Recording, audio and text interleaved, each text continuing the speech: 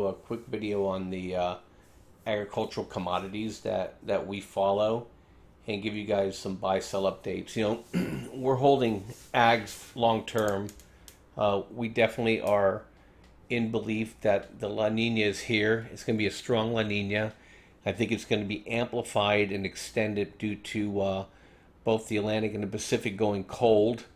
And then we also have the Indian Ocean, they call it the dipole, has flipped as well. So everything's lining up for some extreme weather that will be cooler, which will cause some incredible damage to the grain markets. Starting this fall into the probably 2019-2020 minimum. And so I want to get on the front end of this because we have a gift right now of fairly low prices in the grain markets, and want to help you guys do some buying and selling. Now, we're holding a position, but we also have a lot of people interested in just trading them.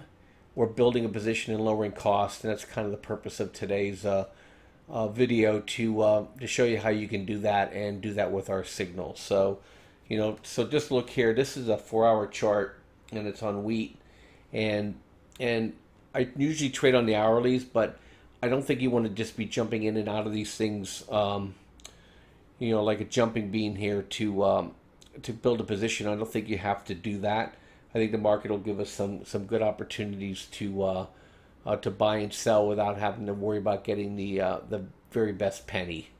So on Friday, we had a reversal in wheat, and we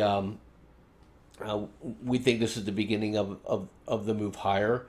We think this was a strong push down to get the weak hands out of the grains so that the producers can buy cheap, and also to position themselves long going into the harvest season. So here's the buy, and for those that haven't bought yet, you can buy on Monday. And right now the stop will be set at the low that was the opening low, which was at 773. I think that's the price, and that happened on the 5th of July. And so what happened all week was they just kept trying to short it down, and they were getting bought out. So we knew a trend change was happening, but the buy signal didn't really hit until Friday. So that would be the low right now. If you get below that, then they're getting grain from somewhere, but I would probably get out and then wait. And going into corn, and there's some good news reports out too on all these too. Is France came out and said, hey, their wheat harvest is going to suck.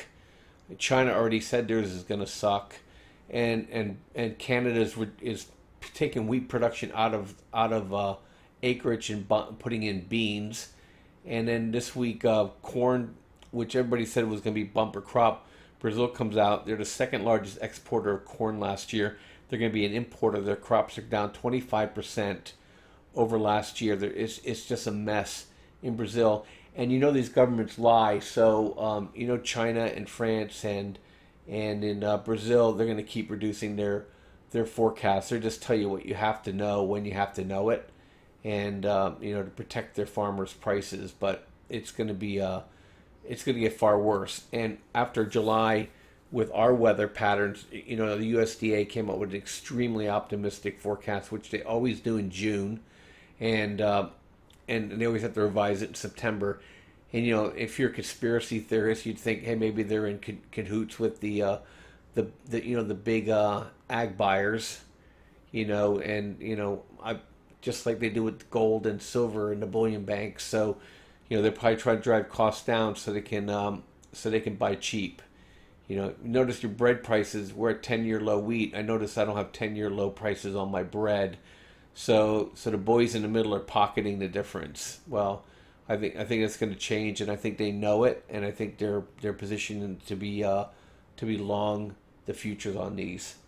But going into corn is with that news coming out, corn also had a strong bounce against its low as well, and even more so than wheat. I think the corn crop can go from surplus to big trouble really fast. There's not a lot of moisture in the soil in the Midwest right now, and it had a pretty warm pretty warm June, and July was expected to be cooler and wetter, and now the pressure ridges are moving back into such a way that it's gonna put the drought and the heat back on. So it's gonna be an interesting month to watch. But again, the low was set on July 6th with corn at 1915, and you still can buy today on this swing, and but that would be your low, and then we'll be looking for a place to take profit on a portion of our position here,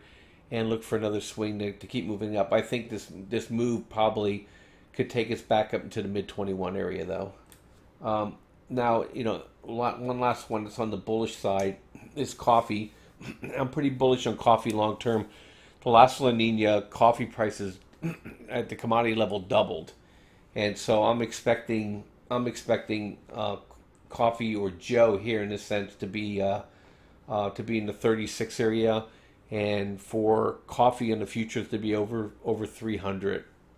So we had a buy signal also hit on coffee, and the low that I would put in for a stop would be on the 6th as well at 2130, and just ride the next wave higher. But it's just slowly creeping up. It's just a really nice chart of just higher lows, all the way through here. So we're gonna build back positions. I'm gonna be buying futures on coffee every time I get a 4-hour buy signal, so I can get some leverage on my Joe position that I have stuck in my long-term account. On the short side, though, is sugar's been just making a series of lower highs, and so a lot of people ask me, "Hey, is it a good time to buy sugar?" I don't see it yet. I'm watching to see here if this becomes a double bottom, but the news in Agland is still supportive of the production and bearish price. And the other one that I trade a lot, and I trade it in the futures because it's too hard to trade on the ETF, is cocoa. And it's been bouncing back and forth. They've been nice trades, but as sugar goes, sometimes cocoa goes. So I'm watching to see if it breaks over this recent high here.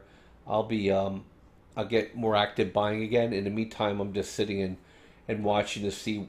We're at a point now where we have a bit of a sell signal, so I'm just going to wait and see on cocoa right now. But La Nina years aren't friendly to cocoa either, so cocoa has doubled as well.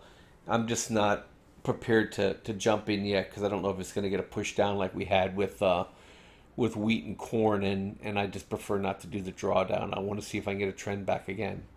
Well, anyway, this is Bob from Trade Genius. Signing off. I'll probably do a couple more reports over the weekend. I'm going to talk a little bit about metals and miners, and then also about this breakout we had on Friday to see what the charts say, what the next week or two look like. Anyway, thank you. Have a great night. Bye bye.